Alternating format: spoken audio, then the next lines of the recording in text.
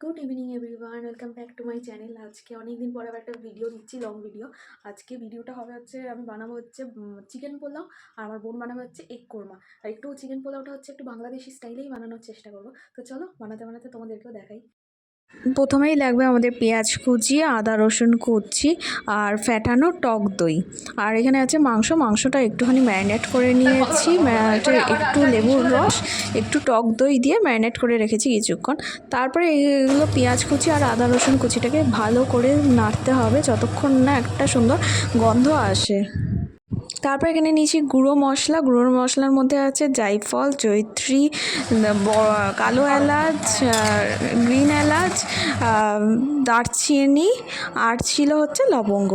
আর তারপরে এখানে আমি একটুখানি কষিয়ে তারপরে এখানে ফ্যাটানো টক দইটা দিয়ে দিয়েছি। আর হ্যাঁ, গুঁড়ো মশলার মধ্যে কিন্তু আমি একটুখানি গোলমরিচও অ্যাড করেছি। আর তারপরে এখানে টক দইটা দিয়ে ভালো করে চিকেনটা নাড়তে হবে। আর তারপরে চিকেনটা ভালো করে নেড়ে যখন একটু হালকা জল বেরিয়ে আসবে তখন আমি কাজু আর আমন্ডস দুটোকে আগে থেকে আমি ভিজিয়ে রেখেছিলাম। তো ওই দুটোকে ভিজিয়ে রাখার পর আমি ওটা মিক্সিতে পেস্ট করে নিয়েছি। তারপরে আমি সেই পেস্টটা দিয়ে দিয়েছি।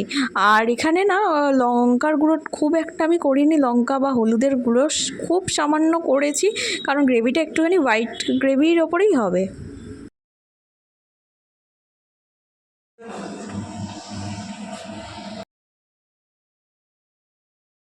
এখানে আমি দিয়ে দিয়েছি লঙ্কা গুঁড়ো, কাশ্মীরি লঙ্কা গুঁড়োটাও তোমরা ইউজ করতে পারো, আর স্বাদ মতো নুন, আর অল্প একটু চিনি। জাস্ট এটা তোমরা তোমাদের টেস্ট বাড অনুযায়ী দিয়ে দিতে পারো।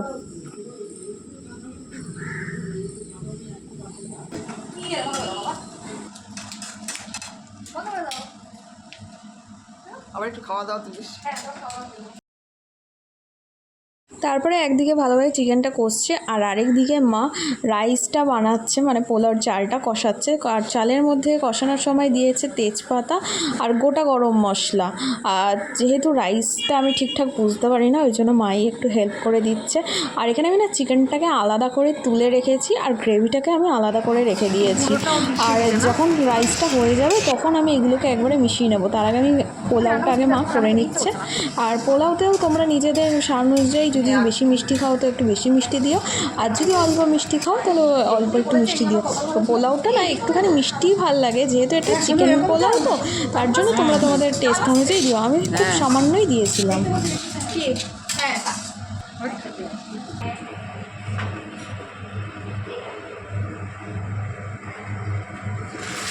আর পোলাওতে না কখনোই ঠান্ডা জল ইউজ করবে না, সবসময় গরম জল ইউজ করার চেষ্টা করবে। আর আমি এখানে পোলাওতে আরেকটা জিনিস অ্যাড করেছিলাম, দুধ অ্যাড করেছিলাম। দুধটা খুবই অল্প পরিমাণেই অ্যাড করেছিলাম।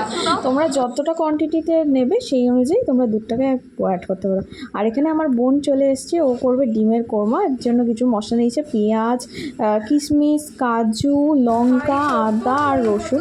এটাও ভালো করে তেলে ভালো করে নাড়িয়ে চাড়িয়ে নিচ্ছে। তারপরে এটাকে ঠান্ডা করে মিক্সিতে এটার পেস্ট বানাবে।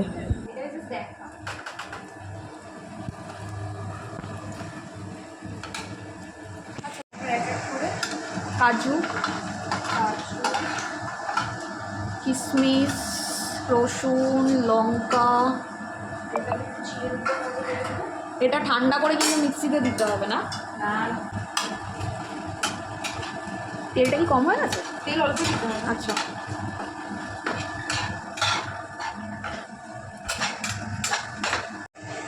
সামান্য জল দিয়েই দে পুরোটা, এটা মিক্সিতেই বাড়বে। ঠান্ডা করে এখন নাড়ানো হচ্ছে।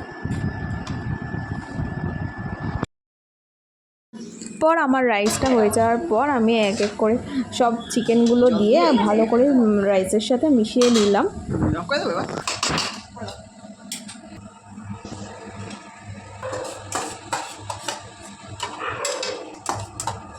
এটা আমি কিছু বাটাবুটি এই এটা লাগবে না, তেলটা ওই দিলে এখানে তখন দিয়ে কিছু হবে না। হ্যাঁ তুমি ওকে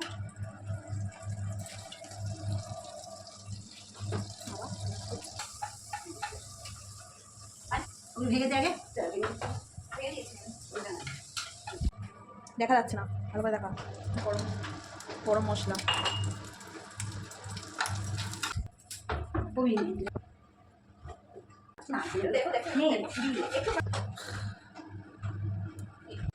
আর তারপর এখানে ও যে মশলাটা আগে পেস্ট করে রেখেছিল, মানে এই আদা রসুন পেঁয়াজ কাজু কিশমিশ লঙ্কা যে পেস্টটা করে রেখেছিল, এই পেস্টটা এবার কড়াইতে দিয়ে দিল। এবার এটাতে ভালো করে নাড়বে। এটাও কিন্তু হোয়াইট গ্রেভিই হবে।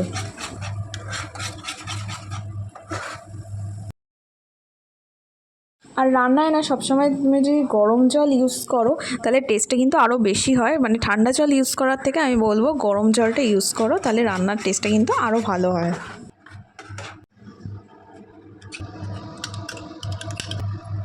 আর তারপর এখানে ফ্যাটানো টক দইও ইউজ করে নিয়েছে।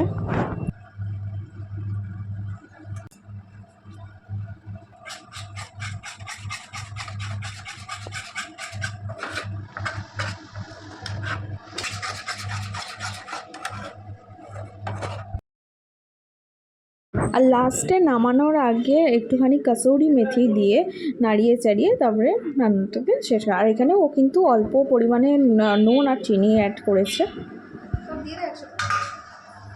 না ভালো করে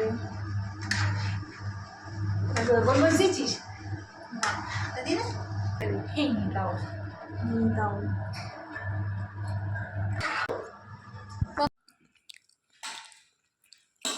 শোনো, এটা এটা দিয়ে মাখিয়ে বেশি ভালো লাগছে।